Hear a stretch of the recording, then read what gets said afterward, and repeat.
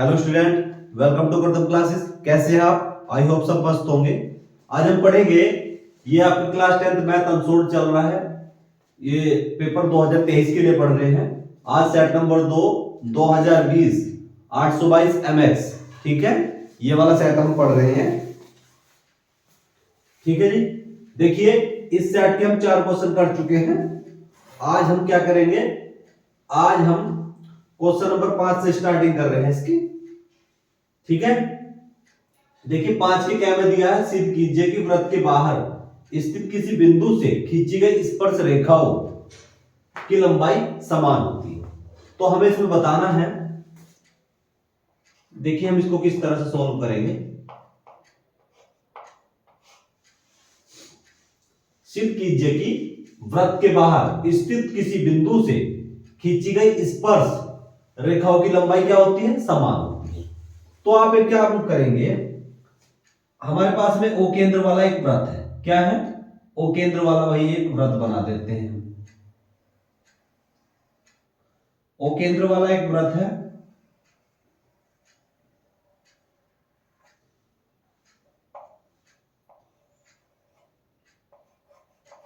इस वृत्त का केंद्र ओ है। क्या है? वृत्त का केंद्र ओ है। ठीक है, अब वृत्त के केंद्र से बाहर स्थित किसी बिंदु से, बोल रहा बाहर, मान लीजिए वृत्त के केंद्र से बाहर स्थित कोई बिंदु क्या है भाई, P है। कोई बिंदु क्या है, P है। ठीक है, बिंदु P से वृत्त पर 2 स्पर्श रेखाएं खींची जा रही है। ये हमने स्पर्श रेखा खींची थी। ठीक है, ये हमने स्पर्श रेखाएं खींची थी। ठीक है, अब हम क्या करेंगे, O से यहां हम क्या करेंगे, इस पर लंब डाल देंगे और यहां पर इस पर लंब डाल देंगे। तो हमने मान लीजिए ये कोई बिंदु A है, ये कोई बिंदु B है। ठीक है, तो सबसे पहले आप इसमें समझेंगे, दिया है, क्या दिया है इसमें,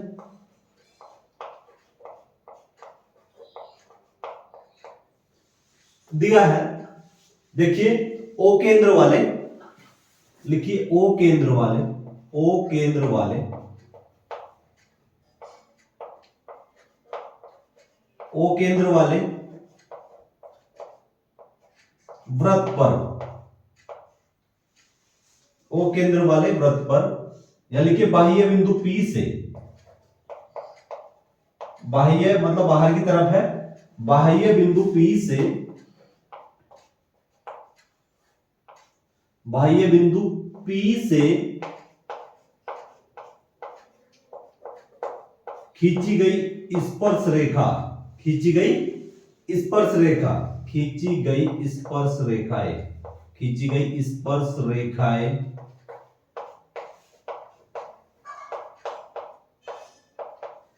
PA,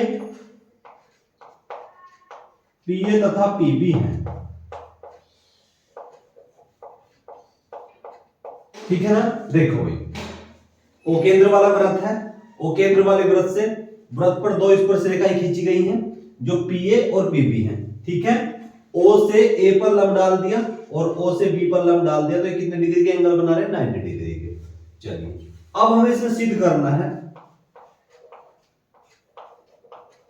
सिद्ध करना है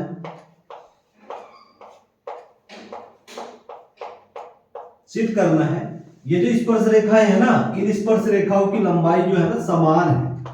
वो बोल रहा है स्पर्श रेखाओं की लंबाई क्या है, समान है।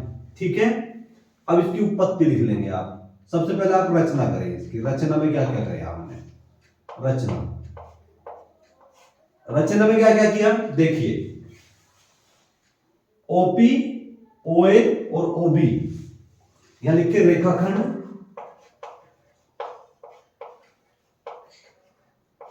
रेखाखंड OP, OA तथा OB खींचे। ये रेखाखंड खींच दिए हमने इसमें। ठीक है जी, रेखाखंड OA, OB और OP, ये 3 रेखाखंड खींच दिए हमने। अब इसकी उत्पत्ति देखेंगे, उत्पत्ति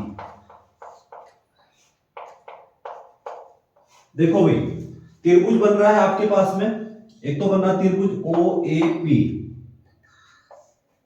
त्रिभुज ओ ए पी, लिखिए त्रिभुज ओ ए पी तथा त्रिभुज O O B P, O B P में, त्रिभुज ओ ए पी तथा त्रिभुज ओ बी पी में। अब आप देखिए, समझेंगे, देखिए कोण ओ ए पी बराबर है इसमें कोण ओ ए पी बराबर हो गया कोण ओ बी पी। ये दोनों कोण बराबर है क्योंकि ये दोनों कोण क्या है, 90 डिग्री के कोण बना रहे हैं। क्या बना रहे हैं, दोनों क्या है, समकोण बना रहे हैं 90 डिग्री का। ठीक है, अच्छा अब देखिए इन दोनों में कॉमन क्या है, देखिए ओपी ये रहा, ओपी ये रहा। अब देखिए इसमें समझो ओ ए पी और ओ बी पी, मतलब दोनों में ओपी कॉमन है, तो यहां लिखेंगे ओपी, ओपी बराबर ओपी, ओपी बराबर क्या है, ओपी, उभयनिष्ठ है ये, उभयनिष्ठ, ये हो गया जी उभयनिष्ठ। ठीक है, ओपी बराबर ओपी उभयनिष्ठ हो गया। और देखिए ओ ए बराबर क्या हो गया, ओ ए और ओ बी, ये वृत्त की त्रिज्याएं हैं, ओ ए बराबर ओ बी, तो ये क्या है, एक ही वृत्त की त्रिज्या है, एक ही वृत्त की, एक ही वृत्त की त्रिज्याएं हैं, एक ही वृत्त की त्रिज्याएं हैं। ठीक है, तो ओ ए बराबर ओ बी हो गया। अब हमें क्या करना है, जब देखिए ये हो गया कोण भुजा कोण, मतलब side, sorry angle side side. अब देखिए हम इसमें क्या करेंगे, इसकी समरूपता बना लेंगे, त्रिभुज ओ A P, O A P सर्वांगसम है त्रिभुज ओ बी पी के, ओ ए पी सर्वांगसम है त्रिभुज ओ बी पी के। ठीक है, अब इसमें क्या करेंगे हम, तो जब ये दोनों त्रिभुज सर्वांगसम है तो सर्वांगसम त्रिभुजों की संगत भुजाएं क्या होती है, समान होती है। अब ये क्या हो गया, पी ए बराबर पी बी, जब ये सर्वांगसम त्रिभुज है, कौन सा, ओ ए पी और ओ बी पी, ये सर्वांगसम दिखा दिया। अब सर्वांगसम त्रिभुजों की संगत भुजाएं क्या होगी, बराबर हो जाएगी। तो पी ए बराबर किसके हो जाएगा, पी ए बराबर हो जाएगा जी पी बी के। ये बात हमें इसमें सिद्ध करनी थी, मतलब दोनों स्पर्श रेखाएं बराबर दिखानी थी। ठीक है, आप इसको इस तरह से कर सकते हैं।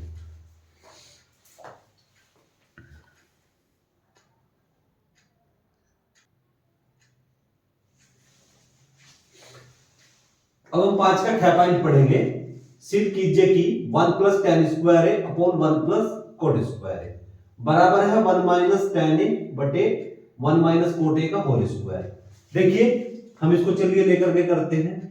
हम इसकी लेफ्ट हैंड साइड लेते हैं। लेफ्ट हैंड साइड में दिया है 1 प्लस tan स्क्वायर है, 1 प्लस tan स्क्वायर है अपॉन 1 प्लस कोट स्क्वायर है, 1 प्लस कोट स्क्वायर। इसको थोड़ा सोल्व करते हैं। देखिए तो tan ए का जो मान होता है, tan ए होता है sin ए अपॉन cos ए। ठीक है, tan क्या होता है, sin बटे cos ए। ठीक है, त्रिकोणमितीय अनुपात, रेसिप्रोकल रिलेशन, सॉरी। अब देखिए कोट ए क्या होता है, कोट ए होता है cos ए बटे sin ए, cos ए बटे sin ए। तो हमें ये मान याद करने होंगे। अब देखिए tan ए को मैं लिख सकता हूं, क्या लिखूंगा, स्क्वायर में है तो sin स्क्वायर ए बटे cos स्क्वायर ए, और 1 प्लस, इसको मैं cot स्क्वायर ए को लिखूंगा cos स्क्वायर ए बटे sin स्क्वायर ए। ठीक है, चलिए इनका एलसीएम ले लेंगे हम। एलसीएम लेने पे ये हो गया जी cos स्क्वायर ए, cos स्क्वायर ए, और ये हो गया cos स्क्वायर ए प्लस sin स्क्वायर ए।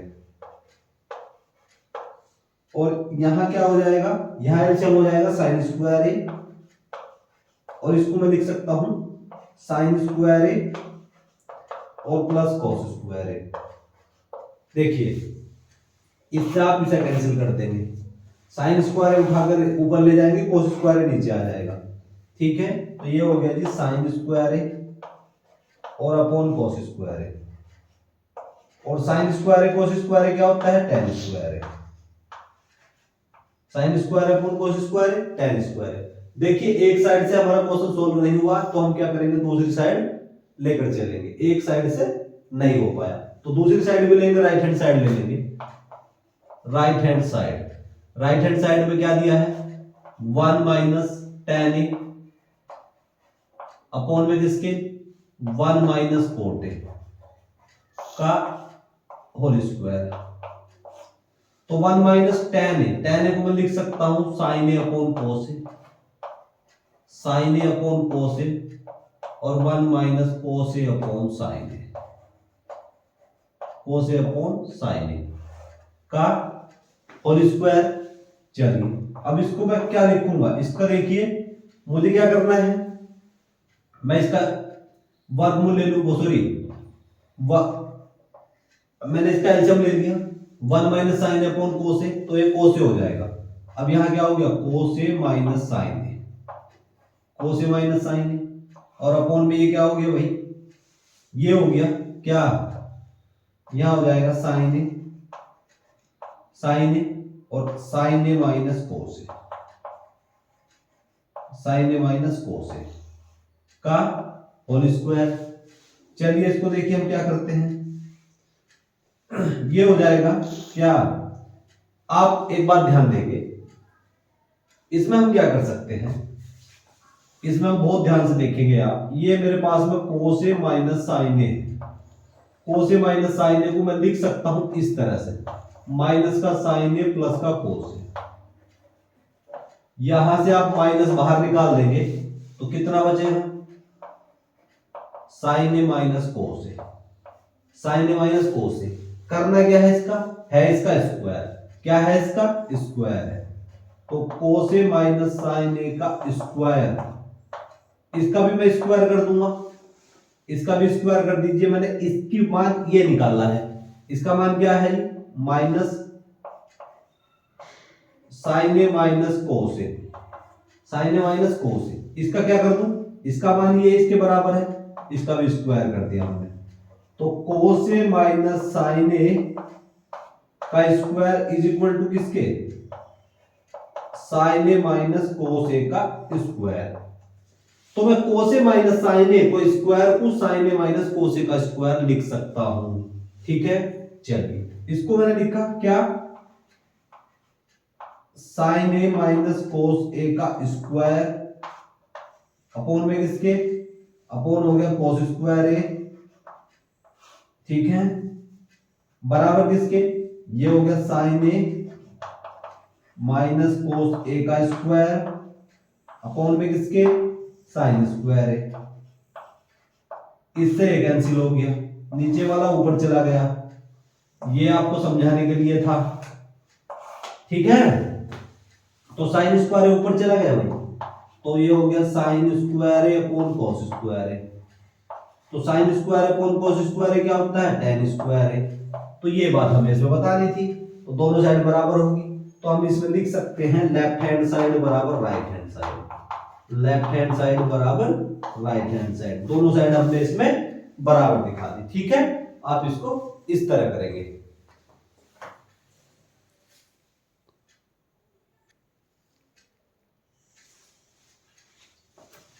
अब हम 5 का गैप पॉइंट पढ़ेंगे। यदि बिंदु a0 0b तथा xy समरेख है, समरेख का मतलब होते हैं जो एक ही रेखा में हो, तो सिद्ध कीजिए x upon a y upon b बराबर 1। देखिए इसको किस तरह से सोल्व करेंगे। तो आपके पास में बिंदु है, क्या क्या बिंदु है भाई, बिंदु a0 0b तथा xy, ये xy समरेख है। क्या है ये, समरेख है। और बिंदु समरेख कब होते हैं, जब त्रिभुज का क्षेत्रफल 0 हो, त्रिभुज का क्षेत्रफल क्या हो, 0। तो मैं इनको x1 y1 x2 y2 और x3 y3 मान सकता हूं। ठीक है, तो आप लिखेंगे क्या, लिखिए यदि त्रिभुज का क्षेत्रफल शून्य हो, त्रिभुज का क्षेत्रफल क्या हो भाई, 0 के बराबर हो, यदि त्रिभुज का क्षेत्रफल शून्य हो तो तीनों बिंदु समरेख होते हैं। तीनों बिंदु क्या होते हैं, समरेख होते हैं।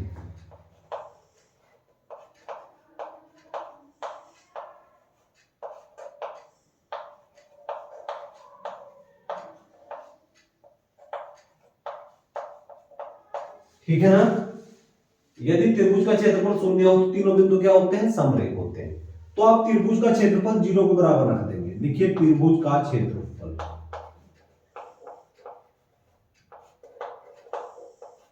त्रिभुज का क्षेत्रफल क्या है, 0। तो रखिए 1/2 x1 y2 माइनस y3 और x2 y3 माइनस y1 और क्या है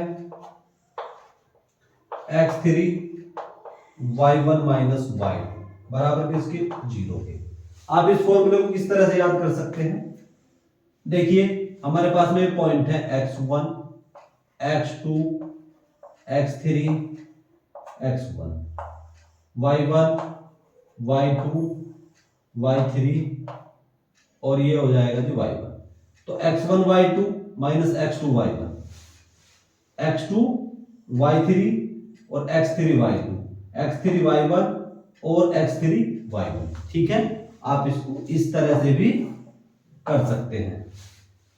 ठीक है ना, अच्छा अब देखिए, तो आप क्या करेंगे, 1/2 x1 क्या है भाई, x1 है हमारे पास में a, x1 क्या है, a है, ठीक।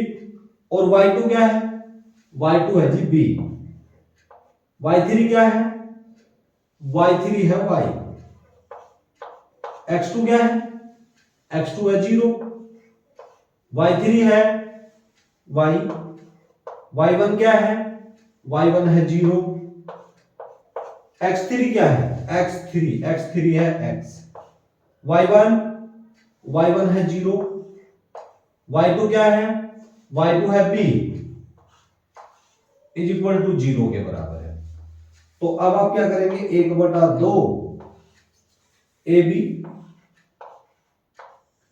y के अंदर मल्टीप्लाई कर दूंगा, ये हो गया ab, a की b में कर दी ab, a की y में कर दी माइनस का ay, 0 की पूरे में मल्टीप्लाई कर दी 0,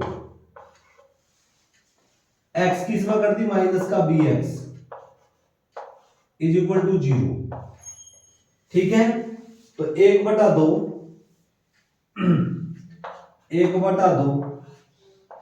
ab माइनस का ay माइनस का bx इज इक्वल टू हो गया 0। ठीक है, चलिए आप इस 2 की इधर मल्टीप्लाई कर देंगे, इधर जाकर के कैसा हो जाएगा, ये इधर जाके हो जाएगा जी 0 में multiply, implies that ab minus का ay माइनस का bx बराबर हो गया 0।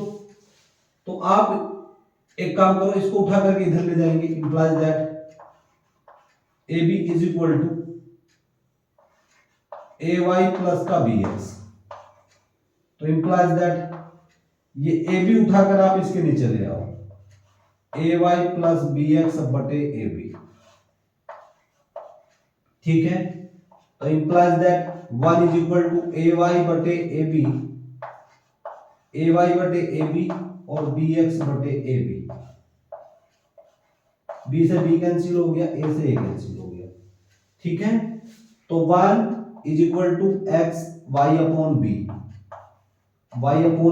x अपॉन a, तो implies that 1 बराबर y upon b x upon a, या मैं इसको लिख सकता हूं x अपॉन a प्लस का y अपॉन b बराबर किसके, 1 के। हम आप इसको इस तरह भी सॉल्व कर सकते हैं, ये इसका सिद्धीकरण हो गया भाई। ठीक है, आप इसको इस तरह से कर लेंगे।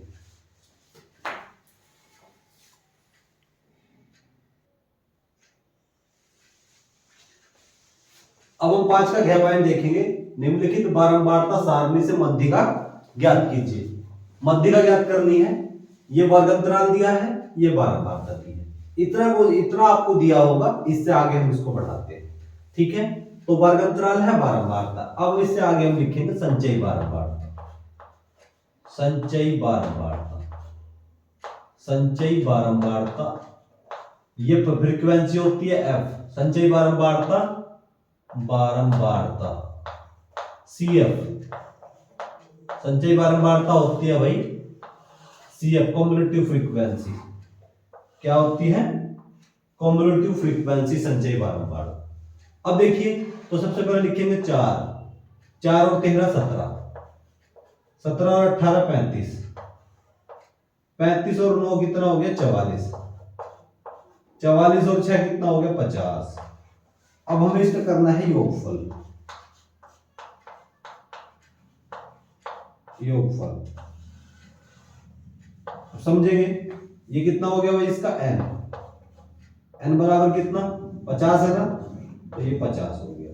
ठीक है, तो मैं इसका आधा कर दूंगा, n/2 मतलब 60/2। 60/2 का मतलब 30। 60/2 का मतलब क्या हो गया भाई? 30 हो गया। ठीक है, 60/2 का मतलब 30 हो गया। अब 30 कहां सपोर्ट करेगा? 30 संचयी बारंबारता वाले इसमें मतलब 35 के आसपास होगा। ठीक है, तो आप इसको बारंबारता मान सकते हैं। ये हो जाएगी इसकी बारंबारता, ये बारंबारता हो जाएगी। इससे पहले वाले को हम कॉम्युलेटिव फ्रीक्वेंसी बोलते हैं CF, संचयी बारंबारता। ठीक है, ये होती है बारंबारता वर्ग की निम्न सीमा, बारंबारता वर्ग की उच्च सीमा, L1 L2। ठीक है, चलिए अब हम मध्यिका का फॉर्मूला लगाते हैं। मध्यिका का फॉर्मूला, मध्यिका का फॉर्मूला क्या लगाएंगे? L1 plus N2 minus L1 upon F और N/2 माइनस का CF। L1 क्या है भाई? मध्यिका वर्ग की निम्न सीमा। L1 हो गया 20, L1 क्या है? 20 है। L2 है 30, L1 है 20, F कितना हो गया? 18। N/2, N/2 का मतलब कितना? सॉरी यार, ये जो था N/2, ये भाई 50 था। कितना था? 50 था। ये मिस्टेक हो गई, 50। इसको आप 50 करें। ठीक है, n बराबर 50। 50 का आधा कितना हो जाएगा? ये हो जाएगा जी 25। ये हो जाएगा 25। तो 25 भी यही भी सपोर्ट करेगा। ठीक है, इसी के पास सपोर्ट करेगा। अब ये हो गया N/2 कितना हो गया? 25। और CF कितना है भाई? CF हमारे पास में है 17। CF कितना हो जाएगा? 17। तो ये हो गया जी 20। अब 30 में से 20 घटा दिया 10, 10/18। 25 में से 17 घटा दिया 8। ठीक है, तो ये हो गया जी 20 प्लस, थोड़ा इसको कैलकुलेट कर लीजिए, काटिए इसको। 2 बार ये क्या कैंसिल कर देंगे इससे। चलिए 4 बार ये कैंसिल हो गया, 2 से 9 बार ये कैंसिल हो गया। 10 चौक 40, 40/9 कितना हो गया? 40/9। अब हमें क्या करना है? 9 से 40 को भाग दे दीजिए आप। 9 से 40 को भाग दे देंगे तो ये कितना हो जाएगा? 9 चौक हो जाएगा भाई 36। 9 चौक 36। तो इसमें से घटा दूंगा, 40 में 36 घटा दिया 4, दशमलव लगा करके 0 उतार देंगे, फिर 4 हो गया, फिर 9 चौक 36। ठीक है, फिर 4 हो जाएगा। तो फिर मतलब 4 4 4 चलता रहेगा इस तरह से। ठीक है, तो 20 प्लस 4.44, 4.20 4 कितना हो गया? 24, 24.44 इसका आंसर हो जाएगा। ये भाई आपको कैलकुलेशन करके बताई है। देखिए इस क्वेश्चन का जो आंसर दिया है भाई आपका, मध्यिका दिया है 48.33। कितनी दी है? 48.33, जो कि बिल्कुल गलत दिया है। राइट आंसर आपका ये होगा। ठीक है, फिर आप मुझे कमेंट में बोलते हैं कि सर इसका आंसर गलत हो गया। देखिए इस अनसोल्ड में बहुत सारे क्वेश्चनों के आंसर गलत दिए हुए हैं। मैं पूरा प्रयास करता हूं कि आपको बिल्कुल सही कराया जाए, ठीक है। आप ज्यादा परेशान मत हुआ करो, ठीक है। चलिए इसका आंसर कितना हो जाएगा, 24.44। देखिए नोट करिए।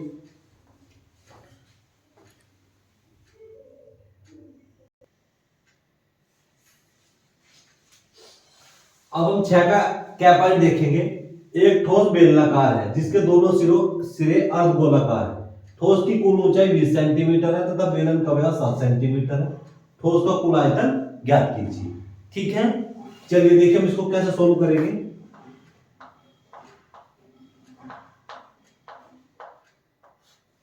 समझेंगे। देखिए हमारे पास में एक ठोस बेलनाकार है जिसके दोनों सिरे कैसे अर्धगोलाकार है। चलिए भाई इसको देखिए थोड़ा सोल्व करते हैं। ये इस तरह से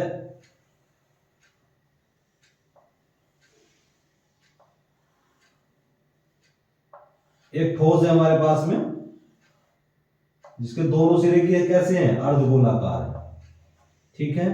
लो भाई अर्धगोलाकार हम इसके बना देंगे। दोनों सिरे अर्धगोलाकार है इसके,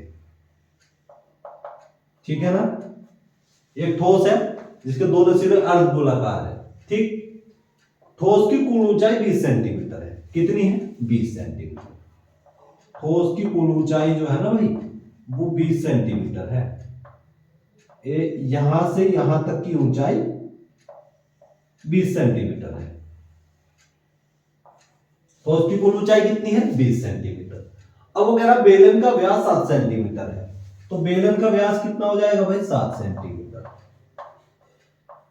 बेलन का व्यास हो जाएगा 7 सेंटीमीटर और इसकी त्रिज्या कितनी हो जाएगी, अर्धगोले की त्रिज्या आर हो जाएगी, आर, ठीक है। ये इसकी त्रिज्या हो जाएगी, ठीक है। इसका व्यास 7 सेंटीमीटर है बेलन का। तो अब समझेंगे हमें क्या करना है, हमें निकालनी है। और ये जो बेलन है ना, इस बेलन की ऊंचाई मैंने h मान ली। क्या मान ली, h। अभी इसको हम निकाल लेंगे, ठीक है। h centimetre. देखिए सबसे पहले हमें क्या दिया है, इसमें दिया है बेलन की कुल ऊंचाई 20 सेंटीमीटर है, बेलन का व्यास 7 सेंटीमीटर है। तो लिखेंगे बेलन का व्यास, बेलन का व्यास। बेलन का व्यास कितना है, यह है भाई 7 सेंटीमीटर। बेलन का व्यास 7 सेंटीमीटर। अब हमें निकालना है बेलन की त्रिज्या। बेलन की त्रिज्या, बेलन की त्रिज्या r बराबर व्यास बटे 2, r बराबर व्यास बटे 2, r बराबर व्यास बटे 2। व्यास बटे 2 का मतलब 7 बटे 2 सेंटीमीटर, ठीक है। बेलन की त्रिज्या होगी 7 बटे 2 सेंटीमीटर, ठीक। अच्छा ये बेलन की त्रिज्या होगी, कितनी होगी बेलन की त्रिज्या, 7 बटे 2 सेंटीमीटर। अब हमें क्या निकालना है, बेलन की ऊंचाई निकालनी है, बेलन की ऊंचाई। तो निकालिए बेलन की ऊंचाई, बेलन की ऊंचाई h बराबर, बेलन की ऊंचाई h बराबर कैसे निकलेगी, बेलन की ऊंचाई h बराबर ये जो पूरा ठोस का आयतन है, इस 20 सेंटीमीटर टोटल ऊंचाई है, 20 गुना 20 माइनस दोनों साइड क्या है, 2 अर्धगोले हैं, तो लिखो 2 गुना 2 गुना 2 गुना दोनों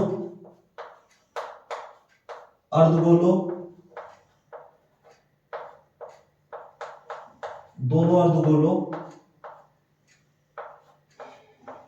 का व्यास, सॉरी अर्धगोलों की त्रिज्या, दोनों अर्धगोलों की त्रिज्या, त्रिज्या दी है ना, दोनों अर्धगोलों की त्रिज्या। तो 20 माइनस 2 गुना, तो दोनों अर्धगोलों की त्रिज्या कितनी हो जाएगी, 2 गुना, मतलब दोनों का मतलब 2 है, 2 गुना अर्धगोलों की त्रिज्या। या ऐसे लिखेंगे दोनों अर्धगोलों की त्रिज्या, दोनों अर्धगोलों की त्रिज्या, दोनों अर्धगोलों की त्रिज्या, दोनों अर्धगोलों की त्रिज्या का मतलब 2 गुना एक अर्धगोले की त्रिज्या। ठीक है, तो ये कितनी है 7/2, इसकी भी कितनी हो जाएगी, अर्धगोले की त्रिज्या भी कितनी हो जाएगी, वो भी 7/2 सेंटीमीटर हो जाएगी। यहां देखो तथा, तथा अर्धगोले की त्रिज्या, अर्धगोले की त्रिज्या, अर्धगोले की त्रिज्या भी कितनी हो जाएगी, दिया है ना आर, तो अर्धगोले की त्रिज्या r बराबर 7/2 सेंटीमीटर, r बराबर 7/2 सेंटीमीटर। ठीक है, इससे इसे कैंसिल कर दूंगा, तो ये हो गया 20, 20 में से 7 घटा दिया 13, तो 13 सेंटीमीटर। तो बेलन की ऊंचाई होगी h बराबर 7 सेंटीमीटर। कितनी होगी ये, h बराबर हो गया 7 सेंटीमीटर। ठीक है, h बराबर 7 सेंटीमीटर। अब हमें क्या करना है, हमें इसे पूरे ठोस का आयतन निकालना है। क्या करना है, पूरे ठोस का आयतन। तो लिखिए ठोस का कुल आयतन, ठोस का कुल आयतन, ठोस का कुल आयतन कैसे निकाल लेंगे, देखिए एक साइड तो बेलन है और 2 अर्धगोले हैं, बेलन के दोनों सिरों पर अर्धगोले हैं। तो लिखिए ठोस का कुल आयतन निकालेंगे, सबसे पहले बेलन का आयतन, बेलन का आयतन प्लस बेलन का आयतन प्लस लिखिए दोनों अर्धगोलों का आयतन, दोनों अर्धगोलों का आयतन, दोनों अर्धगोलों का आयतन। बेलन का आयतन क्या हो गया, pi r square h, pi r square h, और 2 गुना अर्धगोले का आयतन कितना होता है, एक अर्धगोले का आयतन 2/3 pi r cube, 2/3 pi r cube. ये हो गया, देखिए पाई का मान कितना लगा दूं, 22/7, पाई का मान 22/7, आर कितना है, त्रिज्या आर बराबर 7/2, 7/2, 7/2। ठीक है, ऊंचाई h बराबर कितनी दी है, 7, ऊंचाई h बराबर दी है जी 7, सॉरी 13 है, ऊंचाई h बराबर है भाई यहां आपकी 13 सेंटीमीटर है, 13 है भाई, 13 सेंटीमीटर है। चलिए इसको 13 कर देंगे, ये होगी जी 13, ये हो गया 13 प्लस 2 दूनी 4, ठीक है, 4/3, पाई का मान कितना 22/7, आर कितना है 7/2, 7/2 और 7/2। इसमें से देखिए क्या कॉमन लिया जा सकता है, जो इसमें से कॉमन लिया जा सकता है वो कॉमन ले लेंगे। सबसे पहले 22/7, 22/7 दिएगा, 7/2, 7/2, 7/2 और ये 7/2, इतना कॉमन लिया जा सकता है। लीजिए 22/7 गुना 7/2 और गुना 7/2, इतना कॉमन ले लिया, तो यहां कितना बचा, 13 बचा,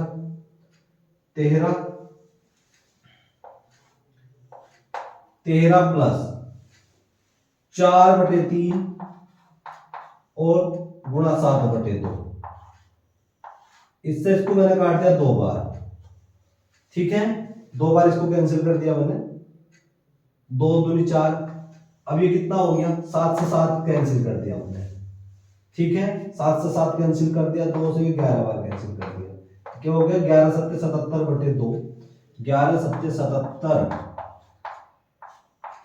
77/2 और प्लस 13 प्लस 7 दूनी 14, 14/3, ठीक है। थोड़ा सा और इसको सोल्व कर लेंगे, यहां इसको ऐसे कर लेंगे, थोड़ा इसको ऐसे करके यहां करेंगे, समझो 77/2, 13 39, 39 प्लस 14 बटे में किसके 3, तो 77/2 गुना, जोड़िए इसको, 9 और 4 कितना होगा 13, 3 4 1 5, 5 बटे मतलब 53/3। अब ये हो गया भाई 77 गुना 53/6। इन दोनों को कैलकुलेट करके 6 से भाग दूंगा तो इसका जो सॉल्यूशन आएगा वो आ जाएगा भाई 680.16 वर्ग सेंटीमीटर। ठीक है, देखिए किताब में भाई इसका सॉल्यूशन हमें दिया है 641.67, जो कि गलत है। राइट आंसर ये होगा। देखिए मैं बता दूं इस क्वेश्चन में क्या है, कई बार और सेट में भी ये क्वेश्चन दिया हुआ है। यहां पे जो आपकी ठोस की कुल ऊंचाई दी है वो 19 सेंटीमीटर दी है। ठोस की कुल ऊंचाई कितनी है 19 सेंटीमीटर।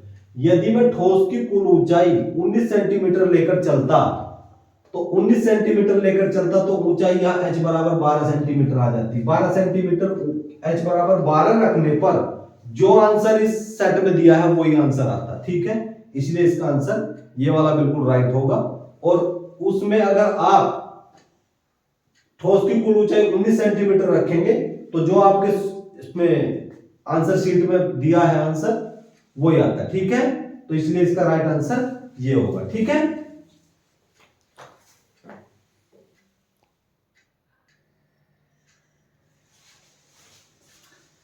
अब हम 6 का ख पॉइंट देखते हैं। चित्र में यदि OA इंटू OB बराबर OC इंटू OD तो सिद्ध करो कि कोण A बराबर कोण C तथा कोण B बराबर कोण D। ये बात हमें इसमें सिद्ध करनी है। चलिए देखिए किस तरह से करेंगे। हमें इसमें दिया क्या है, दिया है OA इंटू OB बराबर OC इंटू OD, या हम इसको लिख सकते हैं OA गुणा OB बराबर OC इंटू OD। ठीक है, तो OA बटे OC, OA बटे OC, देखिए OA बटे OC बराबर किसके OD बटे OB, OD बटे OB। इसको हम समीकरण नंबर फर्स्ट बोल सकते हैं, समीकरण नंबर फर्स्ट। अब समझेंगे। अब देखिए त्रिभुज AOC, जैसे देखो कोण AOC बराबर हो जाएगा, कोण AOC बराबर है कोण BOD के। कोण AOC बराबर है कोण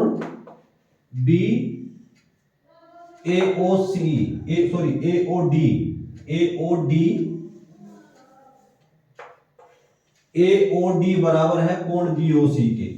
कोण BOC ये है क्या, इसको आप मान लेंगे सेकंड, ये फर्स्ट है, ये इक्वेशन फर्स्ट, ये सेकंड। क्या है ये शीर्षाभिमुख कोण, शीर्षाभिमुख कोण।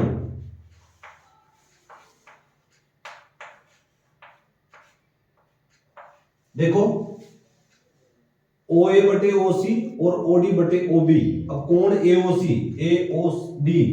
कोण AOD बराबर है कोण BOC के। क्या है ये शीर्षाभिमुख कोण है। तो समीकरण फर्स्ट एंड सेकंड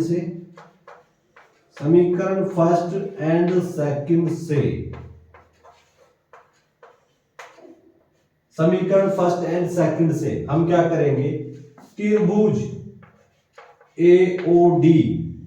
AOD समरूप हो जाएगा त्रिभुज BOC के। ठीक है, तो ये साइड एंगल साइड हो जाएगा। तब क्या दिखाना है, तब कोण A बराबर किसके हो जाएगा, कोण A बराबर हो जाएगा कोण C के। तब कोण A बराबर हो जाएगा जी कोण C के, तथा कोण B बराबर हो जाएगा कोण D के, तथा कोण B बराबर कोण D के। ये बात हमें इसमें सिद्ध करनी थी। ठीक है, आप इसको इस तरह लगाएंगे।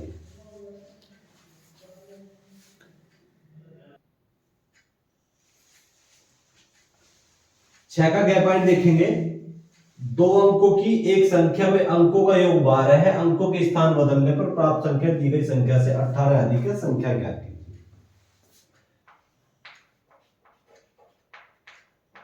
तो देखिए हम क्या करेंगे, लिखिए माना दहाई का अंक x, हमने दहाई का अंक मान लिया जी x, और इकाई का अंक y, इकाई का अंक क्या हो जाएगा, y हो जाएगा। ठीक है, देखिए हम इनको चेंज करके भी लिख सकते हैं, माना दहाई का अंक y, इकाई का अंक x। ठीक है, इसमें कोई दिक्कत नहीं है। तो अब ये कह रहा है दो अंकों की एक संख्या में अंकों का योग 12 है, तो यहां लिखिए फर्स्ट शर्त, पहली शर्त क्या है जी, पहली शर्त में है अंकों का योग क्या है, 12 है, अंकों का योग 12,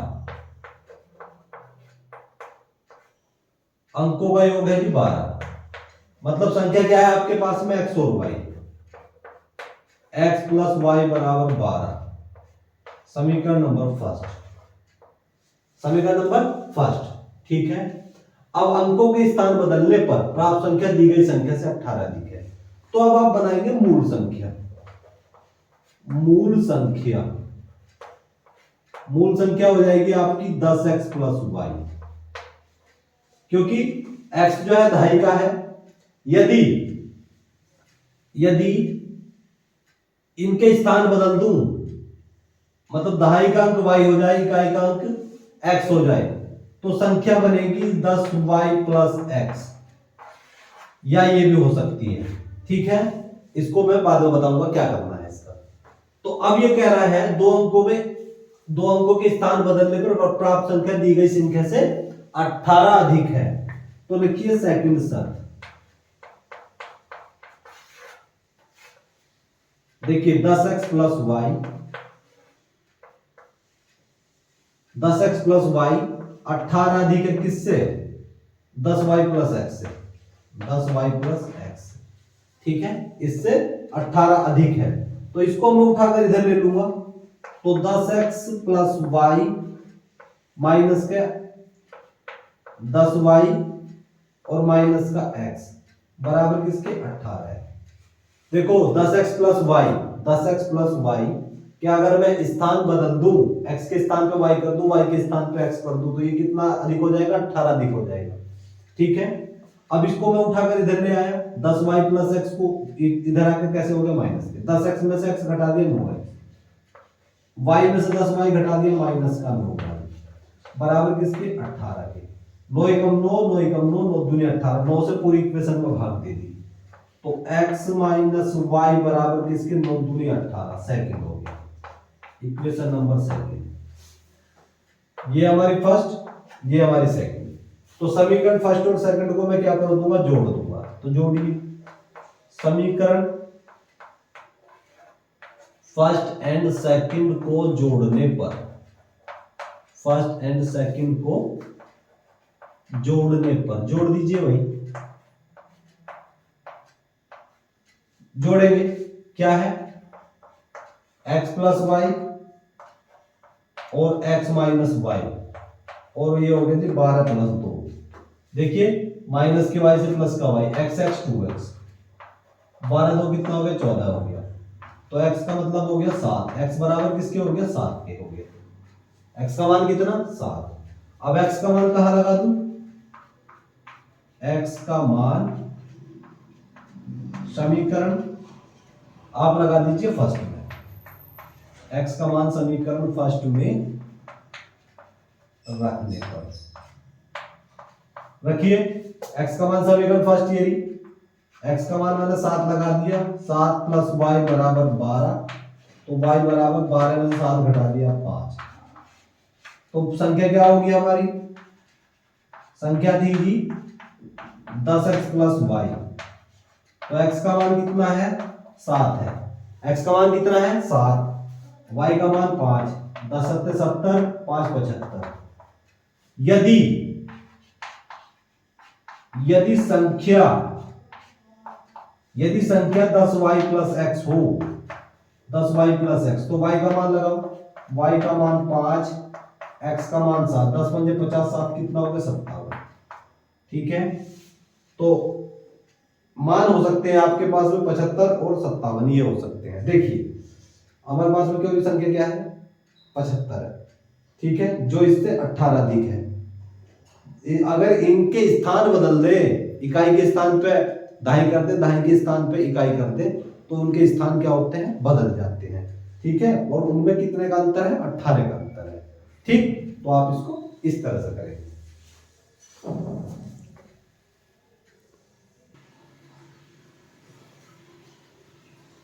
अब हम 6 का घ पॉइंट देखते हैं। यदि एबीसी किसी त्रिभुज के अंतः कोण हो तो सिर्फ कीजिए कि cos b प्लस सी बराबर माइनस का cos है। देखिए हम इसको किस तरह से सॉल्व करेंगे। तो सबसे पहले तो हम लिखेंगे किसी त्रिभुज के अंतः कोणों का योगफल 180 होता है। तो यहां लिखेंगे हम जानते हैं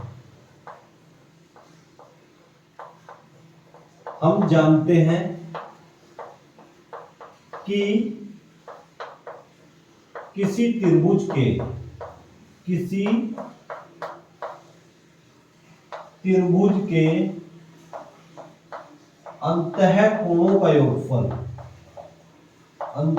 अंतः कोणों का योगफल का योगफल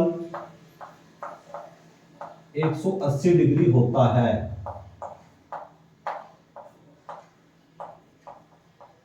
ठीक है ना, हम जानते हैं किसी त्रिभुज के अंतः कोणों का योगफल कितना होता है 180 डिग्री होता है। तो देखिए त्रिभुज के तीनों कोणों का योगफल a प्लस बी प्लस सी बराबर किसके 180 डिग्री के। ठीक है, आप एक काम करेंगे, देखिए cos b प्लस सी बराबर माइनस का cos है दिया, तो आप b प्लस सी तो यहां रखेंगे, a को उठा करके इधर ले आएंगे, a इधर आकर के हो जाएगा माइनस का, तो b प्लस सी बराबर हो जाएगा 180 माइनस का a। अब देखिए सारा क्वेश्चन cos के पदों में है, तो cos दोनों पक्षों में cos लगा देंगे, तो cos b प्लस सी बराबर हो जाएगा cos 180 minus a, cos 180 minus, तो cos b प्लस सी और cos 180 माइनस थीटा मैं आपको बता दूं, इसलिए cos 180 minus theta, cos 180 minus theta होता है जी माइनस का cos थीटा, तो cos 180 माइनस थीटा क्या हो गया माइनस cos थीटा, तो मैं इसको लिख सकता हूं माइनस का cos a। ठीक है, तो cos b प्लस सी बराबर माइनस का cos a, आप इस तरह से सोल्व कर सकते हैं। ठीक है, आप इसको इस तरह करें।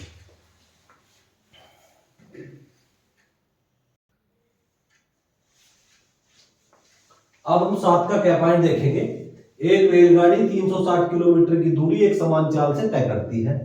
यदि उसकी चाल 5 किलोमीटर प्रति घंटा अधिक होती है तो वह उसी यात्रा में 1 घंटा कम समय लेती है, तो रेलगाड़ी की चाल ज्ञात कीजिए। तो चलिए इसको किस तरह से करेंगे भाई देखते हैं। यहां लिखेंगे माना रेलगाड़ी की चाल, माना रेलगाड़ी की चाल कितनी है भाई x किलोमीटर प्रति घंटा, रेलगाड़ी की चाल है x किलोमीटर प्रति घंटा। ठीक है, रेलगाड़ी की चाल होगी x किलोमीटर प्रति घंटा। ठीक, तो अब जब रेलगाड़ी की चाल x किलोमीटर प्रति घंटा है तो 360 किलोमीटर की दूरी तय करने में लगा समय, तो यहां लिखेंगे 360 किलोमीटर की दूरी, 360 किलोमीटर की दूरी तय करने में लगा समय, तय करने में लगा समय। लगा समय। आपने फॉर्मूला पढ़ा होगा, चाल बराबर दूरी बटे समय। चाल बराबर दूरी बटे समय, फॉर्मूला होता है चाल बराबर दूरी बटे समय। अब समय बराबर हो जाएगा दूरी बटे चाल। समय बराबर समय गुणा चाल बराबर किसके? दूरी के। समय गुणा चाल बराबर दूरी, तो समय क्या हो जाएगा? समय बराबर हो जाएगा जी दूरी बटे चाल। समय बराबर दूरी बटे चाल। ठीक, तो 360 किलोमीटर की दूरी तय करने में लगा समय। दूरी कितनी है? 360। 360 बटे x घंटे, इतने घंटे लगे। ठीक, चलिए अब ये कह रहा है यदि रेलगाड़ी की चाल 5 किलोमीटर प्रति घंटा अधिक होती है, या लिखो यदि रेलगाड़ी की चाल, यदि रेलगाड़ी की चाल 5 किलोमीटर प्रति घंटा अधिक हो, 5 किलोमीटर प्रति घंटा अधिक हो, तो नई चाल, नई चाल कितनी हो जाएगी भाई? नई चाल हो जाएगी x प्लस 5 किलोमीटर प्रति घंटा। x प्लस 5 किलोमीटर प्रति घंटा, किलोमीटर प्रति घंटा इतनी हो जाएगी। ठीक है, तब 360 किलोमीटर की दूरी, 360 किलोमीटर की दूरी, तब 360 किलोमीटर की दूरी तय करने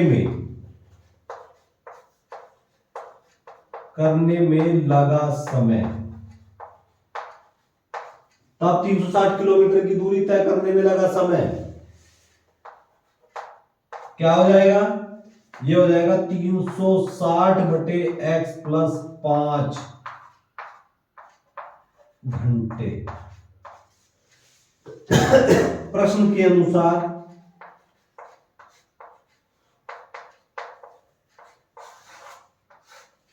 यदि रेलगाड़ी की चाल 5 किलोमीटर प्रति घंटा अधिक होती है, ठीक है, तो इससे 1 घंटा पहले इस वाली दूरी से, मतलब इस वाली दूरी से 1 घंटा पहले ट्रेन अपने स्थान पर पहुंच जाती है।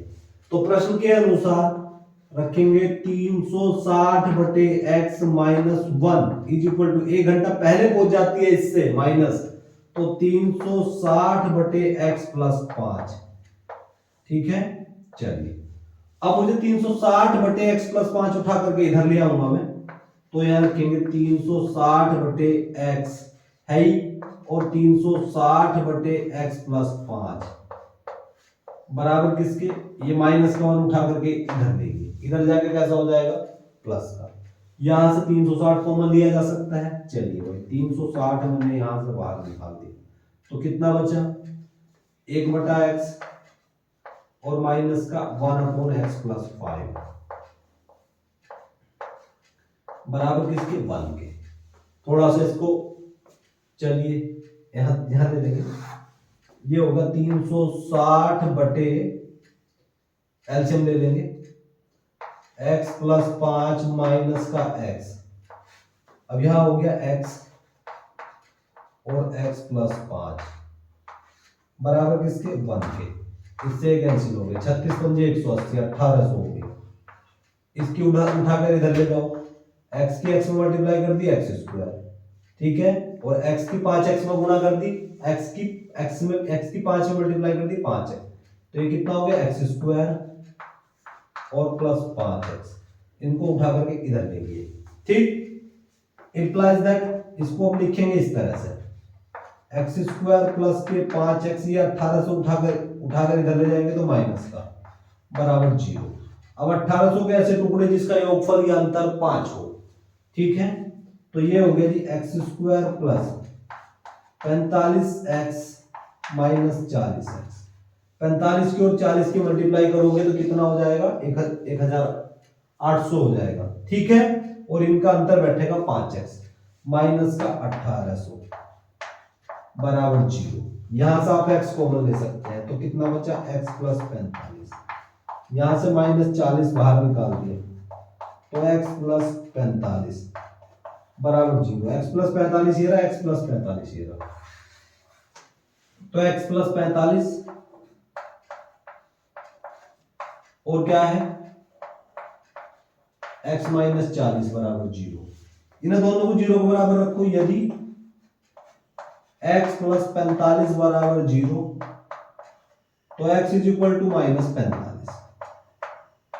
ये जो कि अमान्य है, ऋणात्मक है, ये नहीं होगा। ठीक है, ये मान x का नहीं होगा। अभी से रखो यदि, तो x माइनस 40 बराबर 0, तो x बराबर किसके हो गया? 40। x बराबर 40। तो क्या है? रेलगाड़ी की चाल निकालनी थी। यानी को आता है रेलगाड़ी की चाल 40 किलोमीटर प्रति घंटा होगी। तो आते हैं रेलगाड़ी की चाल। रेलगाड़ी की चाल 40 किलोमीटर प्रति घंटा होगी। रेलगाड़ी की चाल 40 किलोमीटर प्रति घंटा होगी। ठीक है, आप इसको इस तरह करेंगे। ठीक है,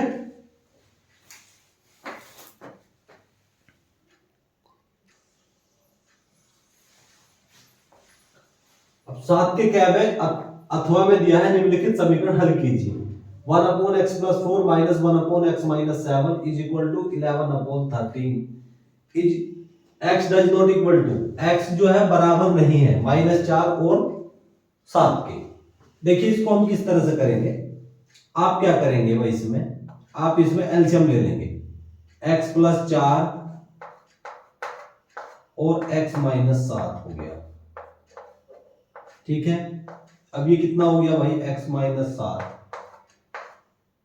और ये हो गया जी x प्लस 4 बराबर किसके? 11/30 के।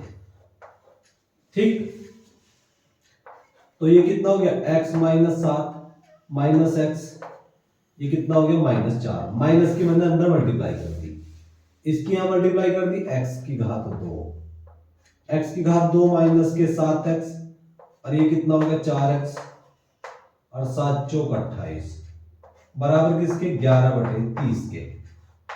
11/30 माइनस के x से प्लस का x कैंसिल हो गया। 7 4 कितना हो गया? माइनस का 11, माइनस का 11 एक्स स्क्वायर, 4x में से 7x घटा दिए माइनस के 3x माइनस के 28 बराबर किसके? 11/30 के। इस 11 से 11 कैंसिल हो गया, 11 से कट गया 11, तो बचा -1 अपॉन में किसके? एक्स स्क्वायर माइनस के 3x माइनस के 28 और बराबर 1/30। 30 की इधर गुणा कर दो, इसकी इधर गुणा करो, तो माइनस के 30 बराबर किसके? एक्स स्क्वायर माइनस के 3x माइनस के 28। ठीक, ये माइनस का 30 उठाकर इधर ले जाओ, इधर जाके कैसा हो जाएगा? प्लस का। तो implies that x square minus के 3x माइनस के 28, ये 30 इधर आकर के हो गया जी प्लस का बराबर 0। 30 इधर जाके कैसा हो गया? प्लस का। ठीक, तो एक्स स्क्वायर माइनस के 3x, एक्स स्क्वायर माइनस के 3x, 38 में से 28 घटा दिया 2 बराबर 0। अब 2 एकम 2 के ऐसे टुकड़े, 2 एकम 2 के ऐसे टुकड़े जिसका योगफल या अंतर 3 हो, तो 2 एकम 2, 2 प्लस 1 x प्लस 2 बराबर 0। तो implies that x square, x के अंदर मल्टीप्लाई करो 2x प्लस x प्लस 2 बराबर 0। तो implies that x square minus के अंदर मल्टीप्लाई करो, माइनस का 2x माइनस का x प्लस के 2 बराबर 0। ठीक, यहां से आप x की 2 घात को मैंने है, x की 2 घात है, x की 1 घात है, तो यहां से आप x बाहर निकाल देंगे। क्या ले लेंगे? x बाहर निकाल देंगे। तो कितना बचा x माइनस टू। यहां से आप -1 बाहर निकाल देंगे, कितना बचा x माइनस टू बराबर 0। x माइनस टू ये रहा, x माइनस टू ये रहा, तो x माइनस टू यहां से बाहर निकाल दूंगा तो कितना बचा x माइनस 1 बराबर 0। प्लस दैट इन्हें 0 के बराबर रखिए आप। यदि